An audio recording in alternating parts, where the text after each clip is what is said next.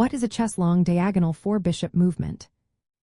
Imagine a bishop moving across the chessboard like a painter's brush sweeping from one corner to another. That's because a long diagonal in chess stretches all the way from one corner of the board to the opposite corner. These long diagonals are the two main lines that run diagonally across the entire board. One runs from the bottom left corner to the top right corner, known as the A1 to H8 diagonal. The other runs from the top left corner to the bottom right corner, called the A8 to H1 diagonal. When a bishop is placed on one of these diagonals, it can move any number of squares along that line, as long as no other piece blocks its path. Since bishops only move diagonally, controlling a long diagonal means the bishop can influence many squares across the board. This gives it a lot of power and range. But remember, bishops are restricted to squares of one color.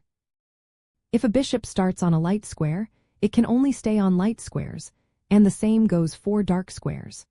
So, a bishop on the A1 H8 diagonal will always stay on light squares, while one on the A8 H1 diagonal remains on dark squares. Developing a bishop on a long diagonal is a smart move because it can threaten key squares far away from its starting position. Many players use a tactic called the fianchetto, where they develop the bishop behind a pawn on squares like B2 or G2 for white, or B7 or G7 for black.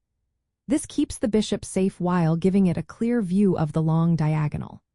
To make the most of these long diagonals, the position on the board needs to be open, meaning there are no pawns or pieces blocking the way. When the board opens up, bishops on long diagonals become formidable long-range attackers, working well with queens and knights to control the game. So, in simple terms, a long diagonal 4-bishop movement is a special line that runs corner to corner across the board. Controlling this line allows the bishop to influence a large part of the board, making it a key part of many strategies. Developing your bishops on these diagonals can turn them into powerful pieces that threaten your opponent from afar.